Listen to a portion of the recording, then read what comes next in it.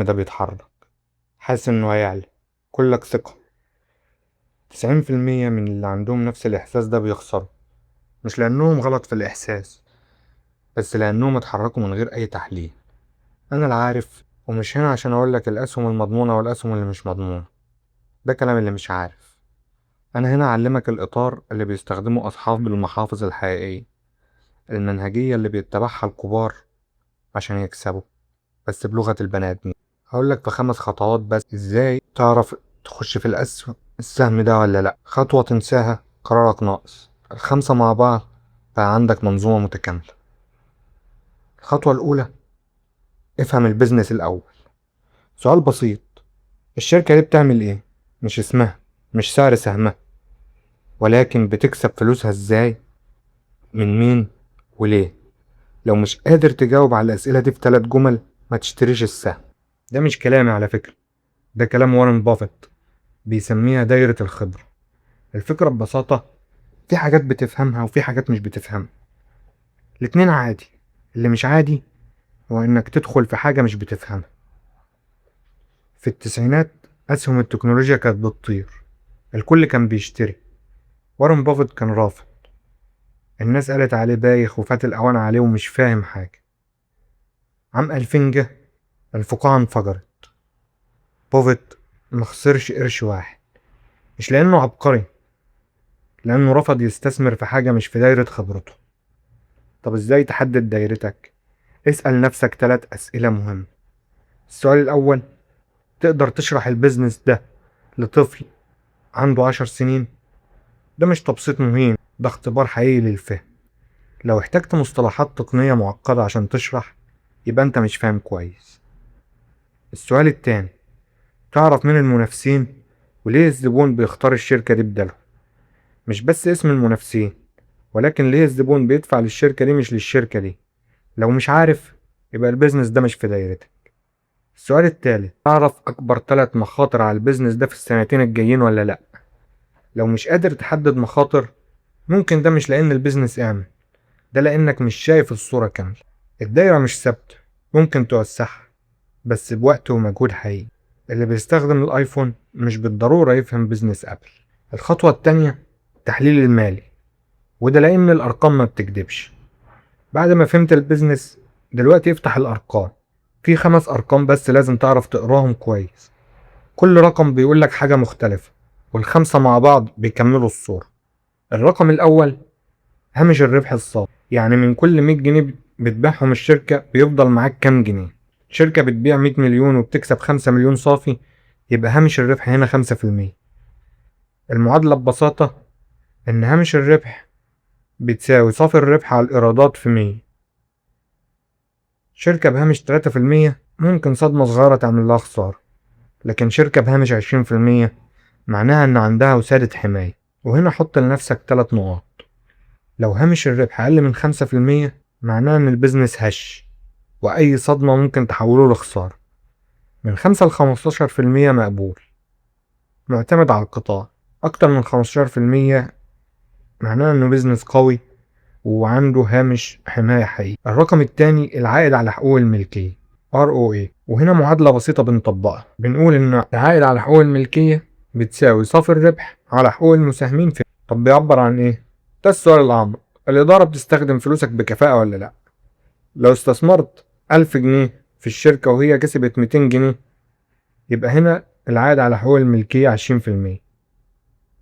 دايما وارن بافيت بيدور على شركات العائد على حقوق الملكية فيها فوق 15% باستمرار لمدة 10 سنين، ما بيعتمدش على أداء سنة. الرقم الثالث، نسبة الديون. طبعا كل ما الدين زاد، يستحسن إن احنا نبعد عن الشركة دي، وده عشان خاطر احنا بنختار الأسهم المتوافقة مع الشريعة الإسلامية.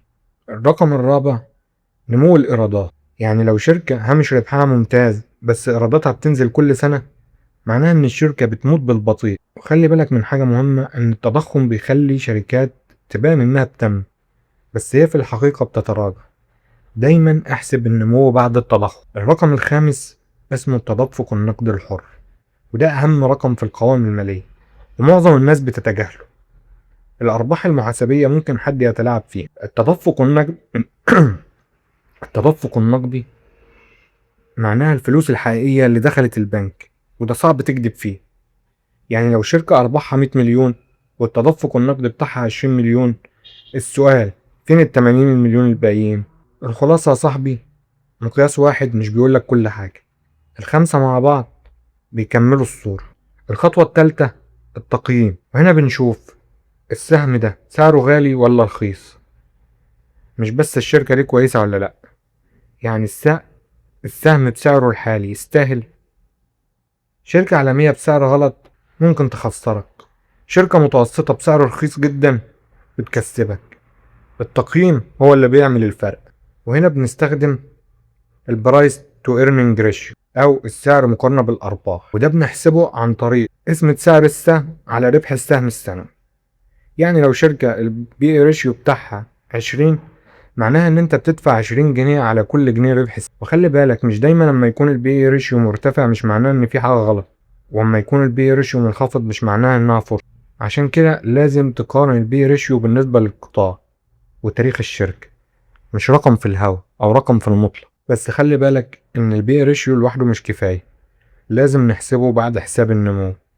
وهنا المعادلة ان احنا بناخد البي ريشيو على معدل نمو الارباح السنوي. يعني لو شركة البي ريشيو بتاعها 30 بس بتنمو 30% سنويا، يبقى البي ريشيو بعد حساب النمو بتساوي 1.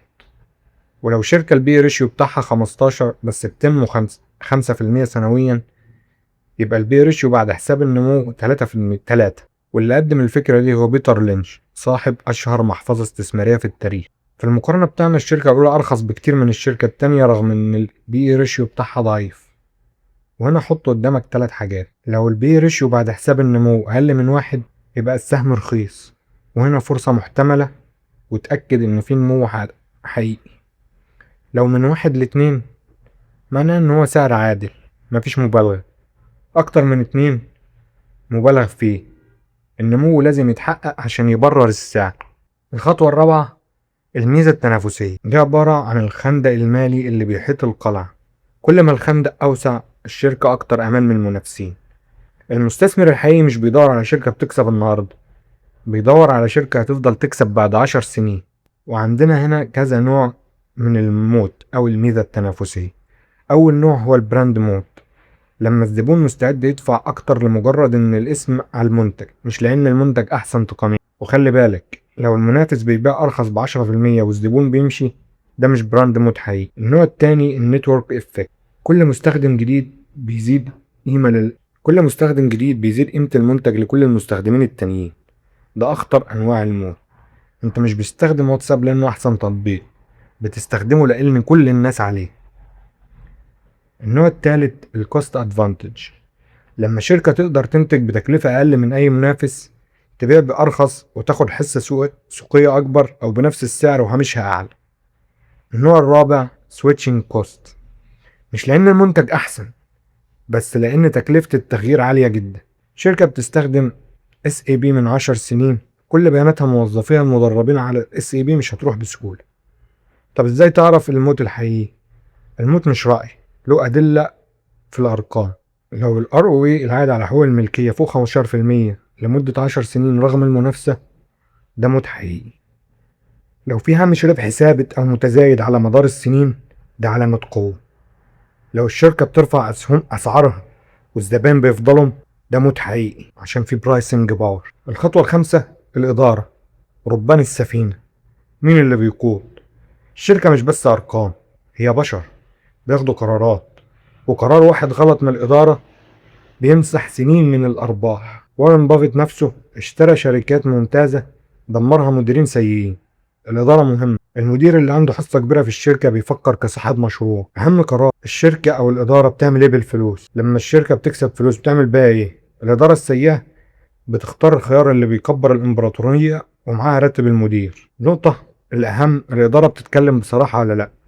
الإدارة الكويسة بتتكلم عن المشاكل قبل ما تتكلم عن الإنجازات. الإدارة اللي كل حاجة عندها ممتازة طول الوقت، ده علامة خطر مش علامة ثقة. وفي بعض علامات التحذير لازم تاخد بالك منها. لو مدير راتبه أكبر من أرباح الشركة، لو الشركة بتقترض عشان توزع أرباح، لو في تغيير متكرر في مؤشرات الأداء المعلنة، لو في وعود كبيرة بدون تنفيذ مرة ورا مرة. خلصنا ال5 خطوات: افهم البيزنس، حلل الأرقام، قيم السعر، دور على الموت، احكم على الإدارة. ده مش تشيك ليست بتعمله مرة وتنسى، ده إطار تفكير. الفرق بين المستثمر الحقيقي والمتداول العشوائي مش في المعلومات، الفرق في الإطار اللي بيحللوا بيه المعلومات. وسبت لك في رابط الفيديو تشيك ليست تتبعها اما تيجي تخش أو تختار أي سهم. السر مش في إنك تلاقي السهم الصح، السر إنك تتجنب السهم الغلط. أنا العارف واديني قلتلك.